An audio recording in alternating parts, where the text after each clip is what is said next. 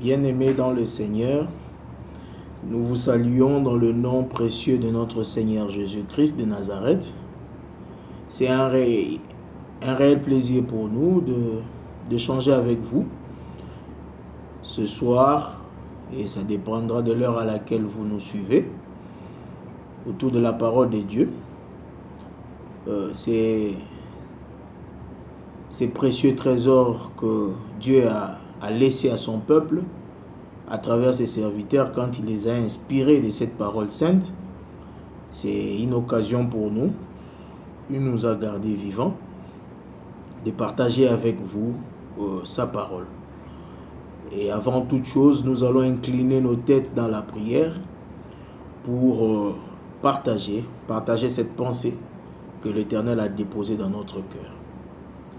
Éternel Dieu des armées, Dieu Tout-Puissant, puissant de Jacob, Créateur de l'humanité, Père des lumières en qui il n'y a ni changement ni ombre de variation. Nous répondons à ton appel, nous ferons l'œuvre d'un évangéliste ce soir. Comme tu dis, Pierre a planté, Paul a arrosé, c'est toi qui fais croître. Moi je ne suis qu'un serviteur inutile. Passe par cet instrument, glorifie-toi.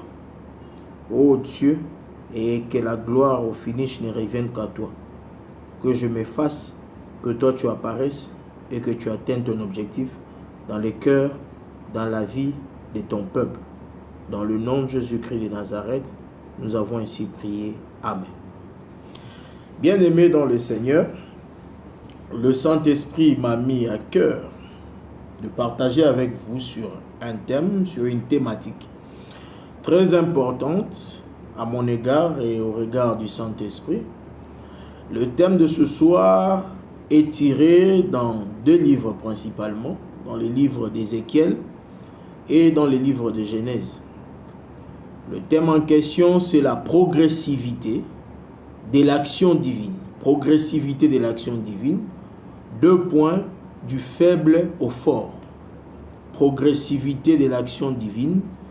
2 points, du faible au fort. Je vais lire, il y aura un peu beaucoup de lectures, mais je vais d'abord lire principalement Ézéchiel chapitre 37, le 14 premier verset. J'ai lu au nom du Seigneur Jésus-Christ de Nazareth. La main de l'Éternel fut sur moi, et l'Éternel me transporta par son esprit et me déposa dans le milieu d'une vallée remplie d'ossements. Il me fit passer auprès d'eux, tout autour, et voici, ils étaient fort nombreux à la surface de la vallée, et ils étaient complètement secs. Il me dit, Fils de l'homme, ces eaux pourront-ils revivre? Je répondis, Seigneur éternel, tu le sais. Il me dit, prophétise sur ces eaux et dis-leur, ossements desséchés, écoutez la parole de l'Éternel. Ainsi parle le Seigneur, l'Éternel a ses eaux. Voici, je vais faire entrer en vous un esprit et vous vivrez. Je vous donnerai des nerfs, je ferai croître sur vous de la chair, je vous couvrirai de peau, je mettrai en vous un esprit et vous vivrez. Et vous saurez que je suis l'Éternel. Je prophétisais selon l'ordre que j'avais reçu, et comme je prophétisais, il y eut un bruit. Et voici, il s'est fait un mouvement, et les eaux s'approchèrent les uns des autres. Je regardai, et voici, il leur vint des nerfs, la chair crue, et la peau le couvrit par-dessus. Mais il n'y avait point en eux d'esprit. Il me dit, prophétise et parle à l'esprit. Prophétise, fils de l'homme, et dis à l'esprit. Ainsi parle le Seigneur, l'Éternel. Esprit vient des 4 vents, souffle sur ces morts, et qu'ils revivent. Je prophétisai, selon l'ordre qu'il m'avait donné. Et l'Esprit entra en eux, et ils reprirent vie. Et ils s'étèrent sur leurs pieds. C'était une armée nombreuse, très nombreuse. Il me dit, Fils de l'homme, ces eaux, c'est toute la maison d'Israël. Voici, ils disent, nos eaux sont desséchées. Notre espérance est détruite. Nous sommes perdus. Prophétise donc et dis-leur, ainsi parle le Seigneur, l'Éternel. Voici, j'ouvrirai vos sépulcres. Je vous ferai sortir de vos sépulcres, ô mon peuple, et je vous ramènerai dans les pays d'Israël. Et vous saurez que je suis l'Éternel, lorsque j'ouvrirai vos sépulcres, et que je vous ferai sortir de vos sépulcres, ô mon peuple. Je mettrai mon esprit en vous, et vous vivrez. Je vous rétablirai dans votre pays, et vous saurez que moi, l'Éternel, j'ai parlé et agi, dit l'Éternel. Amen. Je vais rapidement dans Genèse, le premier chapitre ainsi que le deuxième chapitre. Il y a quelques versets à lire là-dedans. Genèse chapitre 1er, verset 26. La Bible déclare ce qui suit. Puis Dieu dit, faisons l'homme à notre image, selon notre ressemblance, et qu'il domine sur le poisson de la mer, sur les oiseaux du ciel, sur le bétail, sur toute la terre et sur tous les reptiles qui rampent sur la terre. Dieu créa l'homme à son image, il les créa à l'image de Dieu, il les créa l'homme et la femme. Chapitre 2, versets 7 à 25, je vais vous épargner. C'est tout le détail maintenant de la création de l'homme. Donc là, on donne les détails, ce qui s'était fait en réalité. On est parti de la poussière. On a créé l'homme jusqu'à le mettre dans un cadre de vie, à lui confier un travail qui était celui de garder, de cultiver les champs, en lui confiant une épouse et en lui dotant d'un ménage. Donc tout cela sera développé par la grâce de Dieu à travers notre présent direct. Donc je vous prie d'être attentif par la grâce de Dieu, de suivre le message de ce soir et vous allez comprendre la quintessence de la sélection de ces principaux textes que nous venons de vous communiquer. Bien-aimés dans le Seigneur, l'œuvre de Dieu est progressive. Et parfois, certains théologiens disent toujours que la révélation de Dieu est progressive. Et c'est à travers le temps. Il y a une lecture diachronique. Quand vous prenez Genèse jusqu'à l'Apocalypse, jusqu'à ce qu'on arrive à Christ, il y a des versets qui disent que toutes les choses qui sont venues, tous les événements, les faits, les événements qui ont précédé Christ, c'était de l'ombre de choses à venir. Et la réalité, c'était en Christ. Donc, il y avait des choses qui annonçaient Christ. Il y avait des événements, des comportements. On peut même parler dans la typologie biblique quand on étudie, par exemple, Joseph, ou on étudie Daniel. On arrive parfois à des conclusions. On dit Joseph est le type de Christ. C'était des images, c'était de l'ombre. Mais dans la progressivité, dans la progression, on arrive jusqu'à Christ. On arrive à Christ, le moment où le rideau du temple se déchire, on entre dans la réalité. On accorde à tout le monde le droit de voir les choses comme Dieu le voit. Donc c'est une progressivité de la révélation de Dieu. Et même son action est aussi soumise à cette loi. C'est une loi divine, la loi de la progressivité dans l'action divine. Et cela commence très souvent par le faible, par quelque chose qui n'est pas fort, par quelque chose qui n'a pas d'apparence, sur quelque chose qu'on ne peut même pas donner intérêt. Et quand Ésaïe 53 décrit Christ, il dit, il était celui dont on détournait le visage. On ne pouvait même pas faire cas de Jésus-Christ. C'est généralement des choses comme ça. Dans la Bible, quand Saoul devient roi, généralement Saoul, c'était quelqu'un qui se considérait aussi petit. C'est quelqu'un qui ne se considérait pas grand. Et quand on vient rencontrer un de juges dans la Bible, il dit que mais je suis de la plus petite tribu, Gédéon, je suis de la petite tribu de Manassé. Donc Dieu commence, Marie quand on le visite par Gabriel, elle dit mais moi qui n'ai jamais connu d'homme, comment je serai capable de concevoir et d'enfanter? On vient chez Zacharie, le papa de Jean-Baptiste, il se considère déjà déphasé avec sa femme Élisabeth.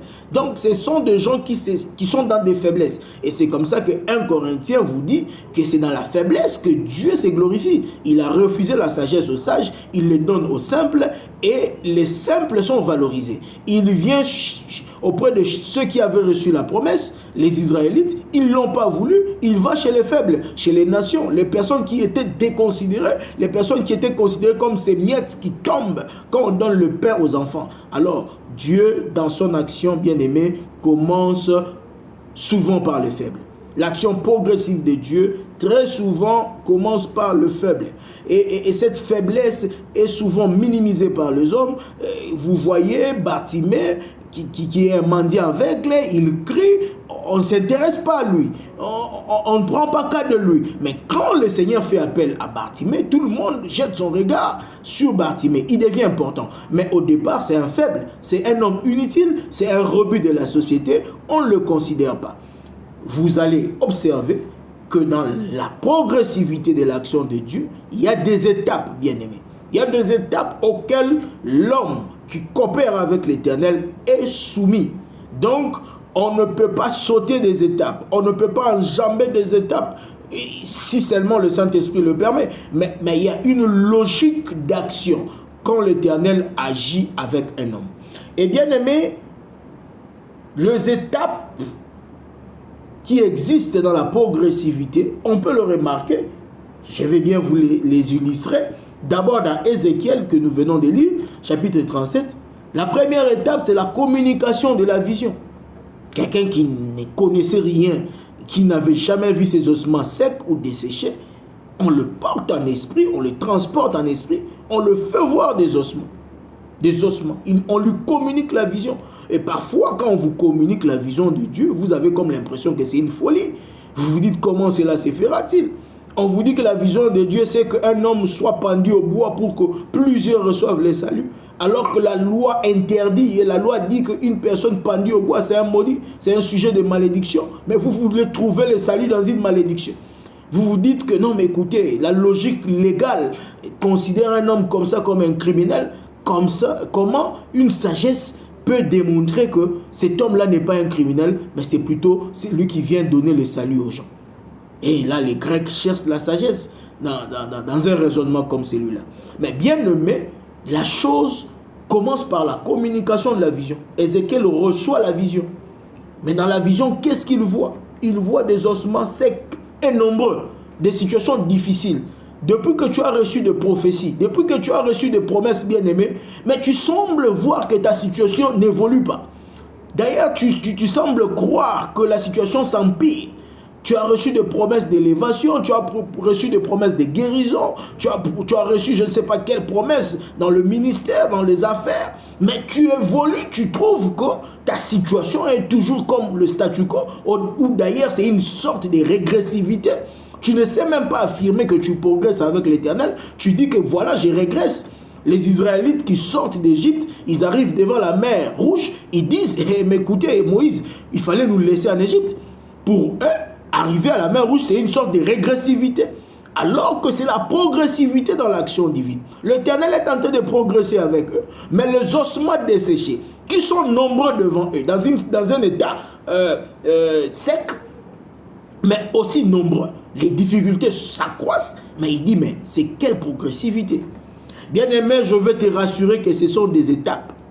Tu vas comprendre qu'au finish, c'est la gloire qui va arriver. Au finish, c'est la force qui va arriver. On quitte la vision des ossements secs. Maintenant, il vient une étape très difficile. C'est l'acceptation ou la réponse à l'appel de Dieu. L'acceptation ou la réponse à l'appel de Dieu. Il faut maintenant accepter. L'Éternel pose des questions à Ézéchiel. Est-ce que ces ossements peuvent reprendre vie? Ézéchiel est dans un dilemme. Il dit, toi-même, tu le sais. C'est un peu comme ça, Pierre qui parle avec l'Éternel, avec Jésus après sa résurrection. Il lui dit, même tu, Pierre est dans l'embarras. Il faut maintenant répondre. Comment répondre à l'appel de Dieu? Il faut prendre les choses au sérieux. Considérez que l'Éternel est avec vous. Tenez, comme on a dit à Abraham dans Genèse chapitre 12, marche devant ma face et sois intègre. Il faut prendre au sérieux la vision que Dieu vous confie. Il faut prendre au sérieux l'appel que Dieu vous lance. Et il faut répondre. Et répondre, on le répond très souvent par la foi. On verra les conditions pour progresser dans l'action de Dieu. pour progresser dans l'action de Dieu. Plus tard, je vais vous donner quelques conditions par la grâce de notre Seigneur Jésus-Christ. Donc, l'acceptation. On passe à l'étape de l'acceptation. Donc, c'est-à-dire la prise de conscience. On comprend effectivement qu'on a affaire avec Dieu et on doit se comporter en conséquence. C'est ça vraiment l'étape charnière dans la marche progressive à l'accomplissement de promesses ou de paroles, de bonnes paroles que l'Éternel déclare pour chacun de nous. Et cela s'ensuit, on parle de l'activité prophétique. Il faut entrer dans le champ. Il faut agir. Vous n'allez pas recevoir les promesses de Dieu, vous croisez les bras.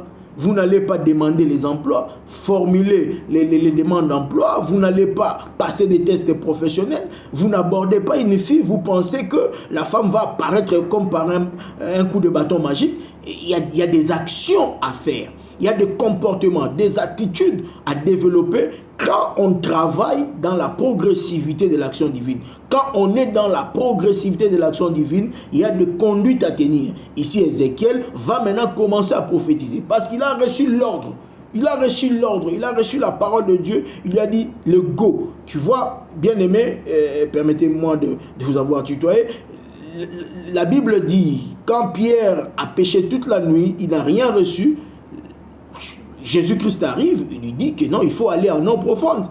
Qu'est-ce que Pierre dit? Sur ta parole, j'irai en eau profonde.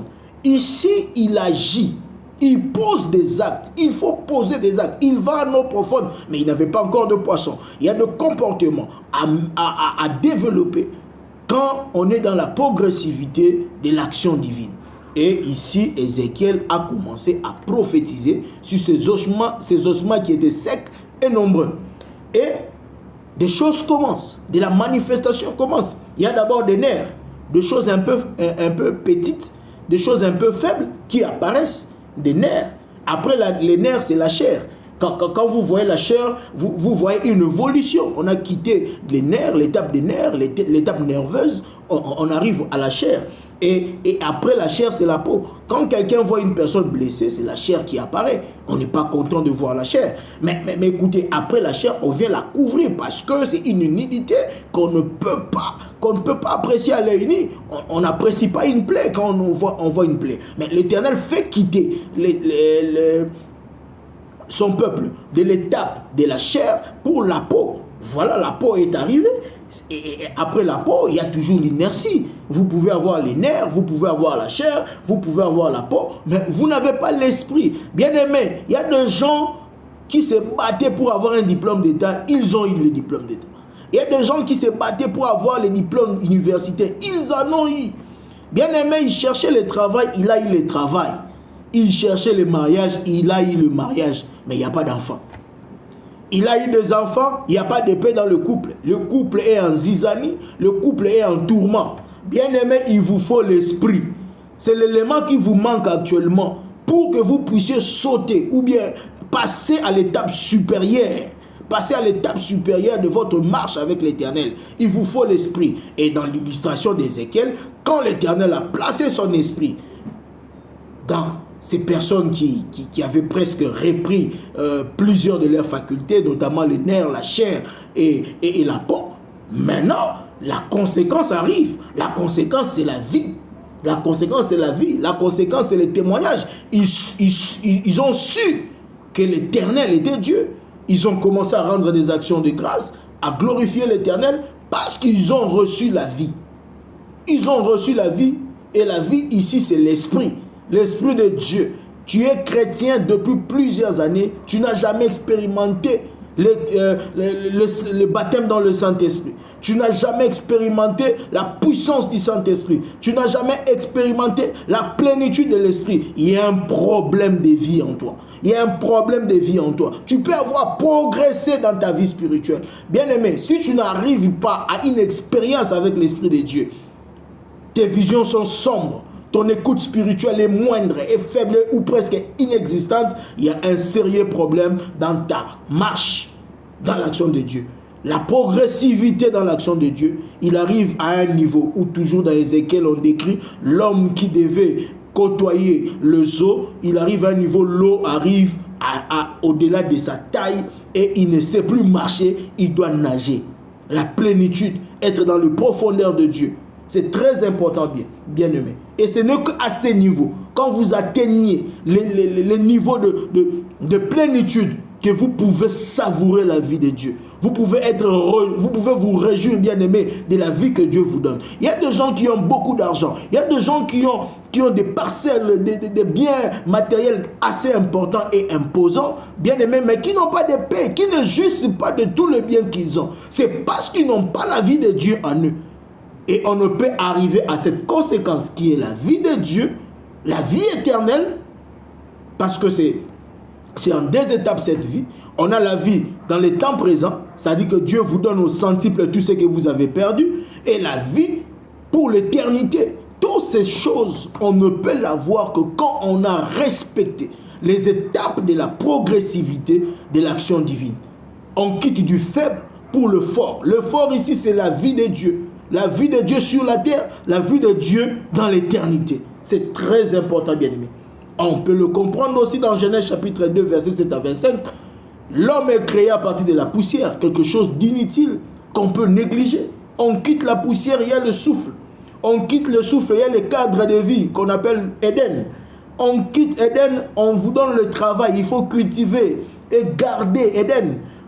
Et après ça, on vous communique l'ordre, comment vous comporter, comment gérer Éden.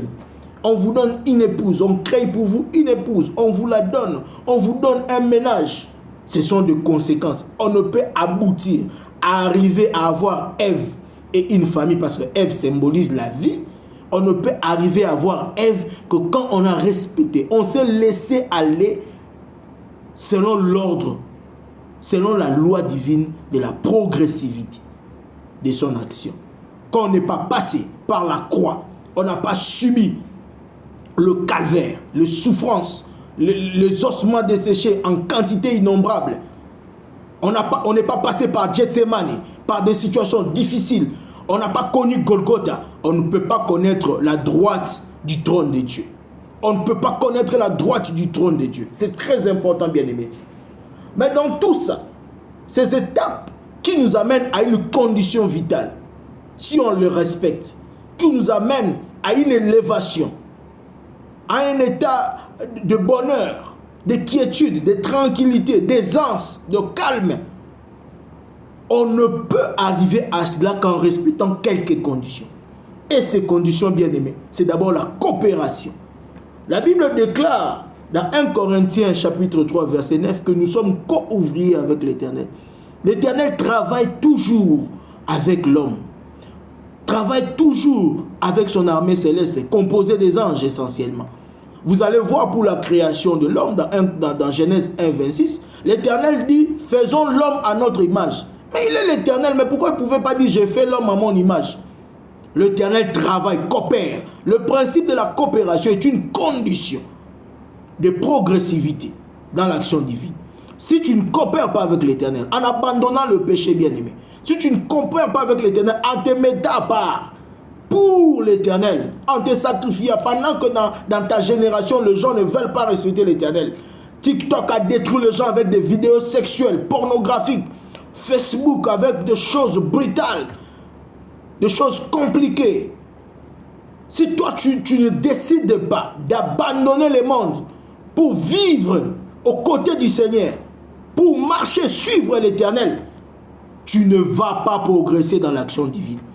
J'appelle quelqu'un ce soir, quelqu'un qui veut progresser, qui veut voir Dieu agir dans sa vie, d'abandonner le monde, d'abandonner les péchés. Le péché, c'est la mort. Les ossements déjetés, c'était une situation mortelle. C'était une situation mortifère. On ne peut pas progresser dans l'action de Dieu, bien-aimé, si on n'a pas abandonné les péchés, si on n'a pas abandonné le mal. C'est une des conditions primordiales. Le ciel et la terre passeront, bien-aimé. Le ciel et la terre passeront. Je vous appelle, je vous invite par les compassions du Christ, bien-aimé, à coopérer avec l'Éternel. Comment coopère-t-on avec l'Éternel? En abandonnant le monde, en suivant l'Éternel. Le premier disciple, quand il rencontrait l'Éternel, ou qu'il rencontrait Jésus, bien aimé, ils abandonnaient tout. C'est comme ça qu'à un moment, quand vous lisez dans Marc chapitre 10, les versets 29 et 30, Pierre dit, mais nous avons tout abandonné. Il faut abandonner le renoncement. Mais quand on abandonne, bien aimé, Il faut maintenant avoir la foi. Il faut se laisser faire. Il faut se laisser conduire. Prendre sa croix. Suivre l'Éternel voudrait signifier avoir la foi. Même comme un grain de sénévé, il faut avoir la foi. Vous allez voir Adam, jusqu'à ce qu'il pêche. Avant qu'il pêche, c'est quelqu'un qui s'est laissé faire. Tout ce que Dieu faisait pour lui, il le subissait, il suivait l'Éternel. C'est une des conditions. Ézéchiel, pour aller prophétiser, il fallait avoir la foi. On ne peut pas prophétiser si on n'a pas la foi. Les prophètes, parfois, sont butés aussi à cet obstacle-là. Ils reçoivent une voix. Il reçoit des images, des vidéos, de la vision de la part de l'Éternel. Mais il doute, mais il hésite, il ne veut pas prophétiser. Il étouffe l'action du Saint-Esprit dans sa vie. C'est comme ça qu'on dit même n'éteignez pas l'esprit. On ne peut pas éteindre l'esprit. Donc l'action prophétique d'Ézéchiel nécessitait la foi. Pour qu'il prophétise, il devait avoir la foi. Bien aimé, et aussi quelque chose de très important, c'est l'obéissance. Tu dis que tu as la foi, mais où sont les œuvres? Tu dis que tu as la foi, mais où sont les œuvres? Parce qu'une foi sans œuvre, c'est une foi morte, bien-aimé. C'est une foi morte. Tu as besoin d'obéir. Tu vois, Abraham plutôt, quand Hébreux chapitre 11 décrit comment Abraham s'est laissé conduire par l'Éternel, on dit qu'il ne savait même pas où il allait. Il ne savait pas où il allait, bien-aimé. Ce sont là les trois conditions, bien-aimé. Vous voulez progresser dans l'action divine. Bien-aimé, passer d'étape en étape avec l'Éternel jusqu'à atteindre l'étape vitale, jusqu'à atteindre l'étape de Ève, l'étape d'une âme vivante. Bien-aimé, vous êtes obligé de coopérer avec l'Éternel. Vous êtes obligé d'avoir la foi. Vous êtes obligé d'obéir. C'est cette parole que je venais déposer dans un cœur ce soir. C'est lui qui n'a jamais reçu Jésus-Christ dans sa vie. C'est lui qui n'a jamais accepté de coopérer avec Jésus-Christ, de travailler avec Jésus-Christ, que ce soit dans la nouvelle naissance, que ce soit dans le ministère, que ce soit dans une promesse quelconque autre de la vie séculière. Le mariage. Tu fais ton mariage sans l'Éternel. Tu ne veux pas coopérer avec lui pour ton travail. Tu ne veux pas coopérer avec lui pour tes études. Tu ne veux pas coopérer avec lui pour ta carrière politique. Bien-aimé, je t'invite à coopérer avec l'Éternel. Je t'invite à avoir la foi. Même quand la situation te semble difficile, compliquée, les situations s'enveniment, s'alourdissent. Tu quittes l'Égypte, alors tu rencontres la mer Rouge. Bien-aimé, ne régresse pas. Parce que la mer Rouge n'est pas une régression. Tu es en train d'aller vers la couronne de la gloire. Il faut avancer. La parole de Dieu déclare, quand le Fils de l'homme reviendra, trouvera-t-il la foi? Il ne faut pas perdre la foi. Il faut garder la foi. Paul écrivant à Timothée, il lui dit, j'ai gardé la foi. J'ai gardé la foi. C'est seulement quand on garde la foi, bien-aimé, qu'on reçoit le salaire, qu'on reçoit la rémunération. Il est le rémunérateur de ceux qui le cherchent. Dieu est celui qui agrée la foi. Quand on n'a pas la foi, vous ne lui êtes pas agréable, bien-aimé. Ayons la foi dans la progressivité de l'action divine. C'est très important, bien-aimé. Et un autre aspect, il faut obéir. Il ne faut pas chanter la foi. Il ne faut pas développer des apparences fausses de la foi. Il faut être sincèrement croyant, en posant des actes, en suivant même des situations compliquées, des situations qui semblent être des quadratures du cercle pour toi, des situations qui semblent être énigmatiques. Quand l'Éternel dit fais-le, il faut le faire, il faut obéir. On te dit prends ton fils unique, va le sacrifier pour moi. Tu le fais comme Abraham, bien-aimé. C'est ça la situation. Je n'ai que peu d'huile et de farine. Tu donnes aux serviteurs de Dieu. C'est de choses comme ça que l'Éternel attend de nous. Que le Seigneur bénisse une âme qui m'a écouté ce soir. Nous allons incliner nos têtes dans la prière et dire un mot à Dieu. Père, je viens d'accomplir une œuvre d'évangéliste. Fais croître ta parole. Dispose les cœurs. Rends les terres, les cœurs de tes enfants comme ces terres arables, qui puissent produire jusqu'au centuple. Qu'aucune épine de ces mondes, qu'aucun souci de ces mondes, qu'aucune persécution de ces mondes arrête la progression, la croissance de ta parole dans la vie de ton peuple. Fais-le s'il te plaît. Fais-le s'il te plaît. C'est pour la gloire de ton nom. C'est pour la gloire de ton royaume. Fais-le s'il te plaît. Je te prie, ô Jésus, d'agir. Tu dis dans ta parole que ta parole court avec vitesse. Fais courir ta parole. Toi qui es fidèle à ta parole, fais accomplir ta parole. Que ton peuple comprenne le bien fondé de la progressivité, de l'action divine. Que ça commence du faible vers le fort, qu'il y a des étapes à suivre pour arriver à la conséquence vitale et il y a des conditions à respecter. Ô Dieu, la foi, l'obéissance. Ô Dieu, que ton peuple le comprenne. Que ton peuple le comprenne. S'il te plaît, Père, au nom de Jésus-Christ de Nazareth, que ton peuple coopère avec toi. Accepte de tout abandonner pour te suivre. Dans le nom de Jésus-Christ de Nazareth, nous avons ainsi prié. Amen. Bien-aimés, c'était un réel plaisir pour nous de tenir cette vidéo avec vous. Que l'Éternel bénisse chacun de nous et à nous revoir bientôt. Merci.